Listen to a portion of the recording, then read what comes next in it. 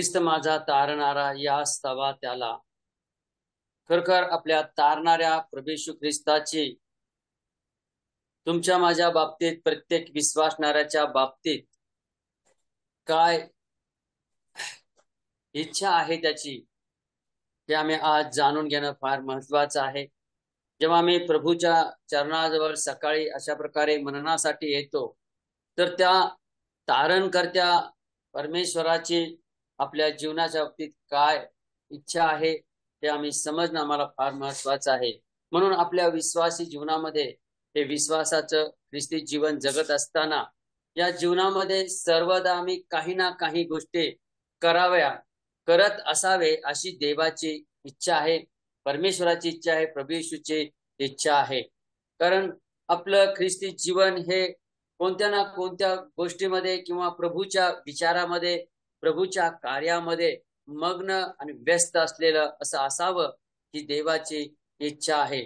आणि म्हणून जेव्हा देवाची इच्छा देवाच्या वचनातून आम्ही काय आहे समजून घेतो, आणि म्हणून देवाच्या वचनात असं म्हटलेलं आहे, सर्वदा आम्ही काही ना काही करावं. आज या ठिकाणी मी तुमच्या समोर ज्या देवाच्या वचनातून 3 गोष्टी आम्ही सर्वदा कराव्यात अशी प्रभूची इच्छा आहे, त्या गोष्टी मी आज सकाळी तुमच्या समोर ठेवणार आहे. आणि त्याद्वारे त्या जर गोष्टी आम्ही आपल्या जीवनामध्ये करत आहोत, तर त्या करण्याच्या द्वारे आपल्या जीवनामध्ये आनंद, शांती, प्रीती आणि देवाचं गौरव, प्रभूचा महिमा झाल्याशिवाय राहणार नाही. अशा कोणत्या गोष्टी आहेत थोड्याशा वेळामध्ये आम्ही पाहणार आहोत. पहिली गोष्ट माझ्याबरोबर तुम्ही स्तोत्रसंहिता याचा 34वा अध्याय, स्तोत्रसंहिता 34 आणि वचन 1 मध्ये पहिली गोष्ट आम्हाला पाहायला मिळते की जी तुम्ही आणि मी करायला हवी आहे. जर तुमचं आणि माझं तारण झालेलं आहे, त्या तारणाऱ्या प्रभू येशू ख्रिस्तावर जर तुम्ही आणि मी विश्वास ठेवलेला आहे, तर ही गोष्ट आम्ही आपल्या जीवनामध्ये करणं सर्वदा फार महत्वाचे आहे. त्या स्तोत्रामध्ये म्हटलेलं आहे, परमेश्वराचा धन्यवाद मी सर्वदा करीन, माझ्या मुखात त्याचे स्तवन सतत असेल. परमेश्वराचा धन्यवाद, परमेश्वराची स्तुती सर्वदा आम्हाला करण्याची गरज आहे. हो, कारण तो स्तुतीस अत्यंत पात्र असा परमेश्वर आहे. तो भययोग्य असा देव आहे. तो स्तुती पात्र असा परमेश्वर आहे. आम्ही या ठिकाणी पाहतो हे दाविदानं स्तोत्र, जेव्हा दावीद सौलापासून भीतीनं तो पळून गेलेला होता, दूर गेलेला होता, आणि जेव्हा तो याकीशा पहिले शमूएल याचा 21वा अध्याय 10 ते 15 वचनात आम्ही वाचतो, त्या ठिकाणी याकीशा राजाजवळ जेव्हा आला आणि त्या ठिकाणी देखील त्याला भीती वाटली. अरे, ज्याच्याविषयी गीत सर्वांनी गायलेलं आहे, शौलाने हजारो दिलेले, दाविदाने लाखो दिलेले, हा इथं आलेला आहे. आणि त्या ठिकाणी त्याला भीती वाटली आणि मग त्यानं वेड्याचं आमिष केलं आणि तिथून तो निसटून गेला. आणि मग तो जात असताना त्या गुहेमध्ये तो गेला आणि त्या ठिकाणी जाऊन त्यानं अभिमलेखासमोर जेव्हा बुद्धिभ्रंशाचं श्रवण केलं आणि तिथून तो निघाला. आणि मग दाविदानं हे स्तोत्र रचलेलं आहे, मी सर्वदा देवाचा धन्यवाद करेन, कारण तो माझ्या विपत्तीमध्ये, तो माझ्या संकटामध्ये, तो माझ्या परिस्थितीमध्ये, प्रत्येक परिस्थितीतून, संकटातून सोडवणारा प्रभू आहे. जर आज तुम्ही आणि मी आपल्या जीवनाकडे पाहिलं, तर आमच्या विश्वास जीवनामध्ये अनेक कठीण प्रसंग आपल्या जीवनामध्ये येतात. त्या प्रत्येक प्रसंगातून प्रभू आपल्याला सोडवतो, आपलं संरक्षण, आपला सांभाळ करतो. आणि या प्रत्येक गोष्टीसाठी आम्ही देवाला धन्यवाद दिला पाहिजे. त्याची स्तुती, त्याचं गौरव, त्याचा महिमा आम्हाला करायला पाहिजे. आणि जेव्हा आपल्या परिस्थितीमध्ये देवाची स्तुती करतो, तेव्हा परमेश्वराला त्याचा आनंद होतो. आणि मग प्रत्येक वेळा आम्ही प्रार्थना करतो, पण देवाची इच्छा आहे की सर्वदा आम्ही प्रार्थना करावी. आपल्याला देवाचं वचन आम्हाला पवित्र आत्म्याच्या द्वारे, पौलाच्या द्वारे सांगितलेलं आहे. पहिले पत्र, 5वा अध्याय 18 वचनामध्ये परमेश्वराची इच्छा तुमच्या माझ्या बाबतीत काय आहे, ख्रिस्त येशू मध्ये परमेश्वराची इच्छा काय आहे की सर्वदा सर्व गोष्टीबद्दल आम्ही परमेश्वराची स्तुती करावी. पहा ते वचन, थेसलोनिकरास पहिले पत्र याचा 5वा अध्याय आणि 18 वचनामध्ये त्याकडे काय म्हटलेलं आहे? सर्व स्थितीत उपकार स्तुती करा, कारण तुम्हाविषयी ख्रिस्त येशू मध्ये देवाची इच्छा हीच आहे. देवाची इच्छा तुमच्या माझ्या बाबतीत हीच आहे की सर्व स्थितीमध्ये, सर्व प्रसंगामध्ये, सर्व गोष्टीमध्ये आम्ही परमेश्वराची स्तुती करावी, त्याचा धन्यवाद करावा, त्याचा महिमा करावा, त्याचा गौरव करावा. सर्व मग ती परिस्थिती बिकट असो, ती परिस्थिती चांगली असो, कोणती असो, सर्व परिस्थितीमध्ये आम्ही देवाचा धन्यवाद करावा. ही देवाची इच्छा तुमच्या माझ्या बाबतीत ख्रिस्त येशू मध्ये आहे. आणि जर काय आज तुम्ही आणि मी ती देवाची इच्छा पूर्ण करणार आहोत. मी एक विश्वासी या नात्याने माझ्या तारणाऱ्याची इच्छा, माझ्या स्वर्गीय पित्याची इच्छा मला पूर्ण करायची आहे. परमेश्वराचं स्तवन मला करायचं आहे, त्याचा गौरव मला करायचा आहे. गीतांच्या द्वारे, स्तोत्र वाचनाच्या द्वारे, प्रार्थनेच्या द्वारे मला देवाला धन्यवाद द्यायचा आहे, देवाची स्तुती मला करायची आहे. ही गोष्ट आम्हाला या वचनातून पाहावयास मिळत आहे. दुसरी गोष्ट आम्ही सदैव करावी, ही देवाची इच्छा आहे. ती काय आहे बघा. स्तोत्र संहिता 62 आणि वचन 8. स्तोत्र संहिता 62 वचन 8 मध्ये देवा आम्ही दुसरी गोष्ट करावी, ही देवाची इच्छा आहे. Psalm 62 verse 8. या वचनामध्ये असं म्हटलेलं आहे, अहो लोक हो, सर्वदा त्याच्यावर भाव ठेवा, त्याच्या पुढे आपले मन मोकळे करा. देव आमचा आश्रय आहे. अहो लोक हो, सर्वदा त्याच्यावर भाव ठेवा. आज तुमचा माझा भाव कोणावर आहे? आमचा भाव विषय कोण आहे? काय आज आमचा भाव विषय प्रभू येशू ख्रिस्त आहे का? परमेश्वर हा माझा भाव विषय आहे का? आणि म्हणून यशाया याचा 26 आणि 4 वचनामध्ये आम्हाला यशाया सांगतो, आमचा भाव विषय कोण आहे? परमेश्वरावर सर्व काळ भाव ठेवा, कारण प्रभू परमेश्वर हा सनातन आश्रय दुर्ग आहे. यशाया या ठिकाणी मला सांगत आहे की परमेश्वरावर सदा सर्व काळ भाव ठेवा, कारण परमेश्वर आमचा सनातन आश्रय दुर्ग आहे. तो आमचा दुर्ग आहे, तो आमचा खडक आहे, तो आमचा संरक्षण करणारा आहे. म्हणून जो आमचा दुर्ग, जो आमचा संरक्षक, त्या परमेश्वरावर आम्ही भाव सर्वदा ठेवला पाहिजे. आणि जो परमेश्वराला आपला भाव विषय करीतो, आणि म्हणून इर्मया म्हणतो आम्हाला की जो परमेश्वराला आपला भाव विषय करतो, त्याच्यावर आपला विश्वास ठेवतो, त्याच्या बाबतीत त्याला काय प्राप्त होतं?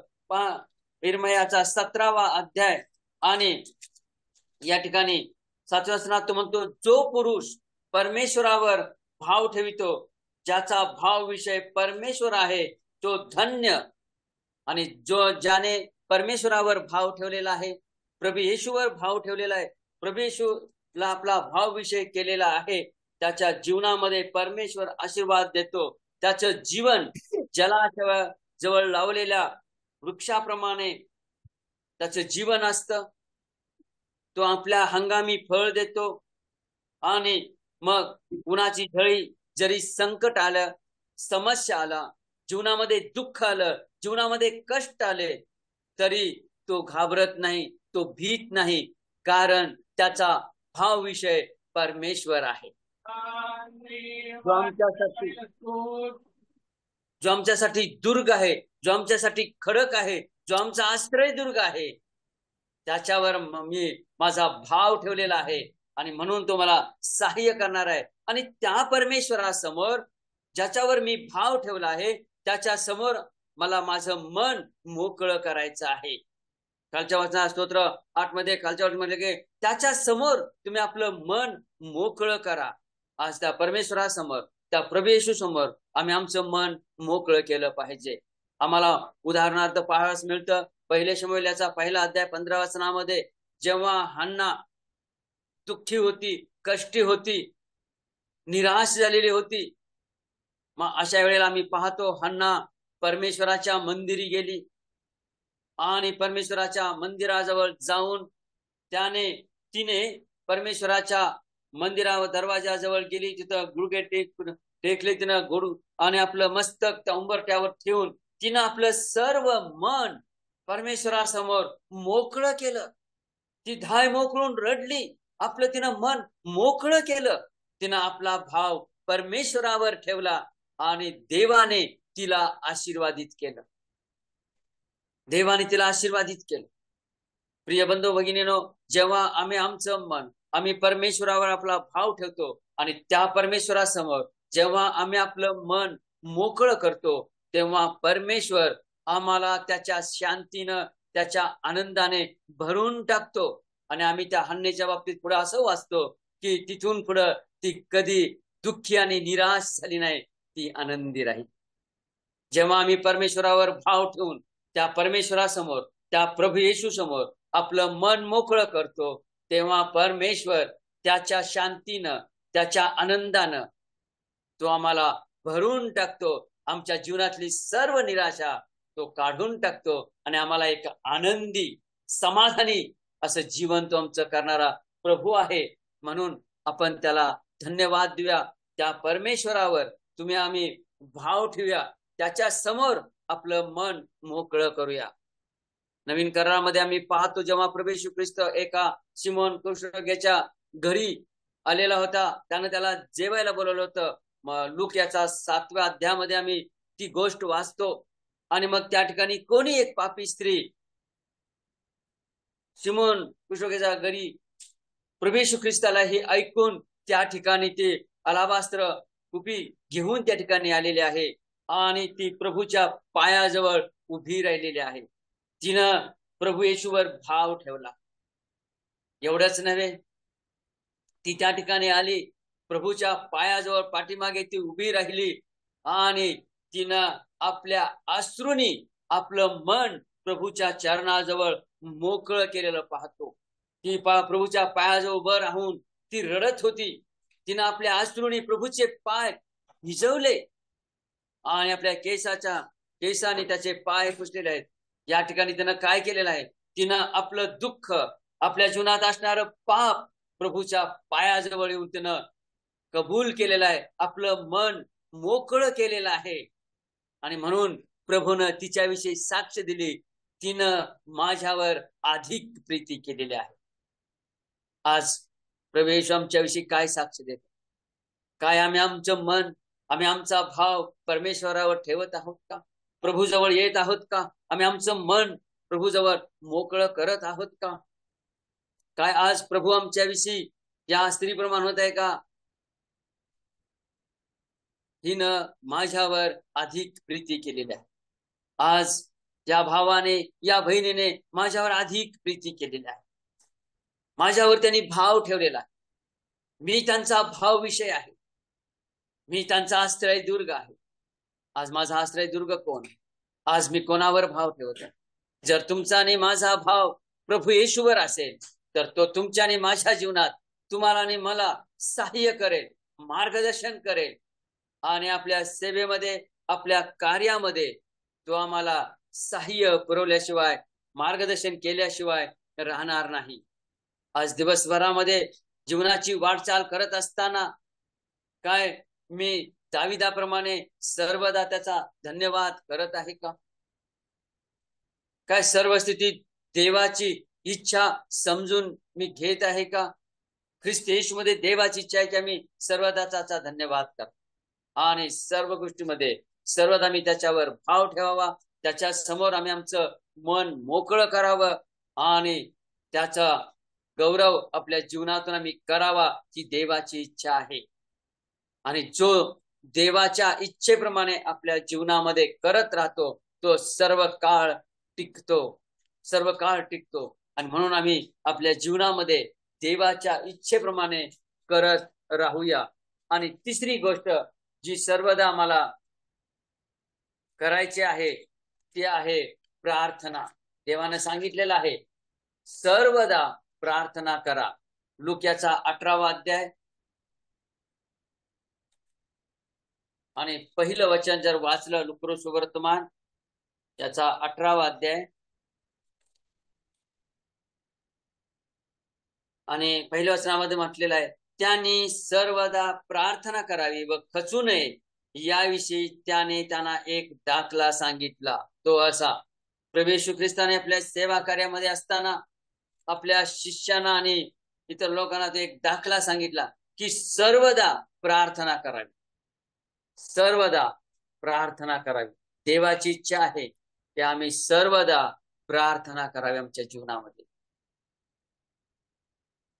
सर्वदा स्तुती करावी, सर्वदा भाव परमेश्वरावर ठेवावा आणि तिसरी गोष्ट सर्वदा आम्ही प्रार्थना करावी. आणि या ठिकाणी प्रभूने एक दाखला दिलेला आहे. एक स्त्री ती सर्वदा प्रार्थना करत आहे. तिचा काहीतरी गंभीर प्रश्न होता आणि ती न्यायाधीशाकडे येत होती आणि त्याच्याकडे ती न्याय मागत होती. ती सतत येऊन तो न्यायाधीश तो ऐकत नव्हता, तो देवाला भीत नव्हता, माणसांना न जुमानणारा होता.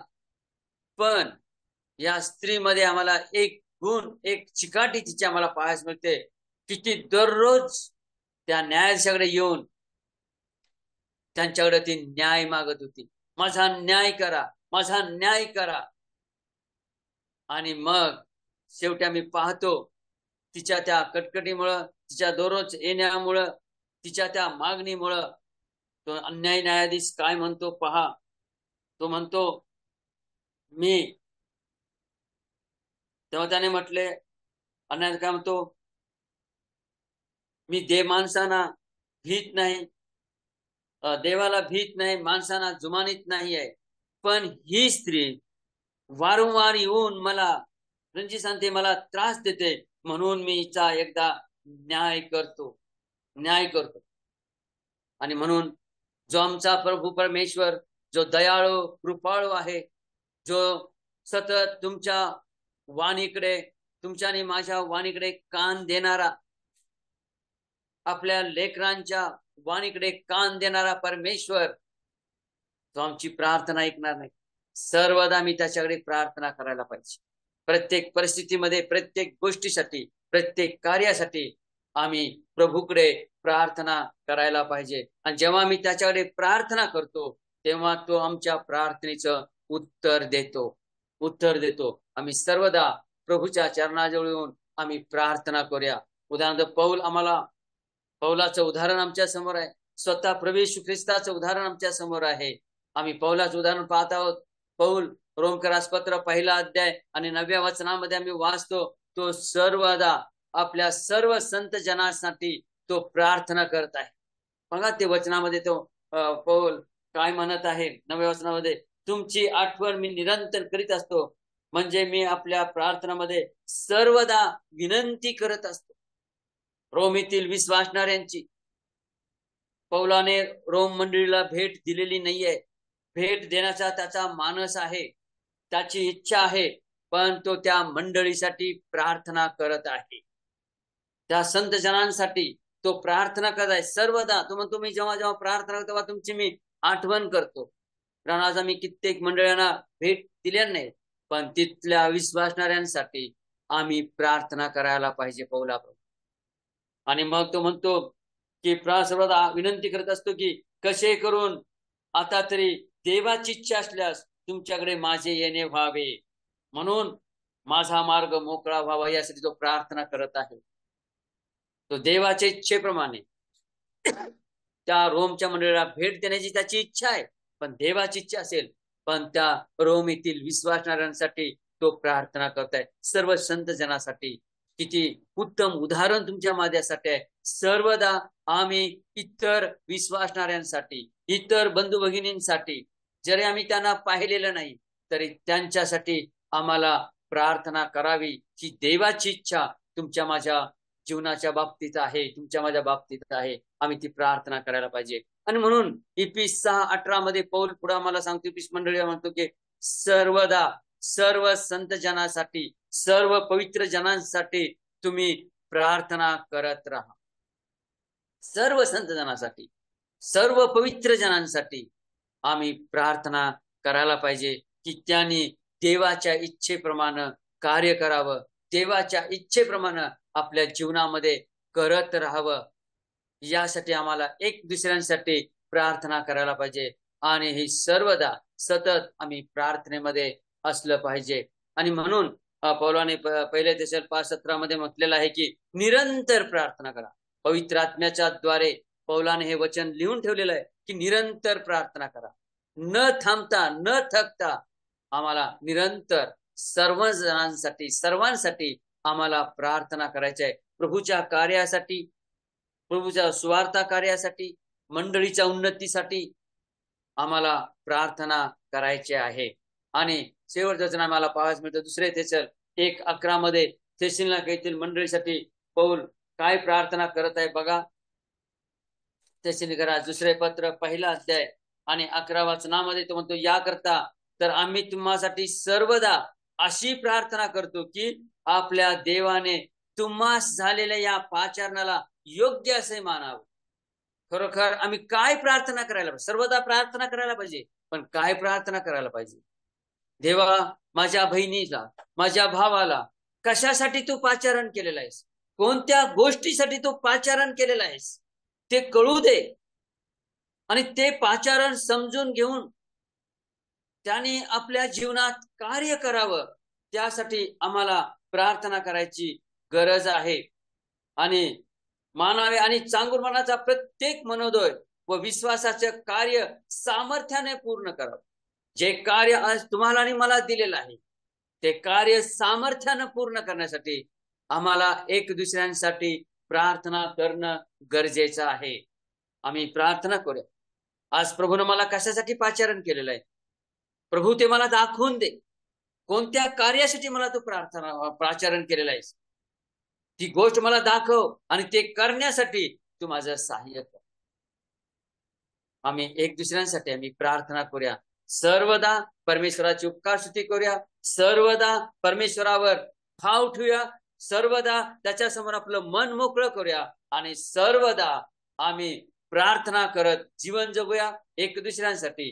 प्रभू असं करण्यास आणि हे विचार मनामध्ये घेऊन आज दिवसभरामध्ये या विचारावर, ह्या विषयावर मनन करून येणाऱ्या दिवसामध्ये असं करत राहण्यास प्रभू तुमचं आणि माझं सहाय्य करो.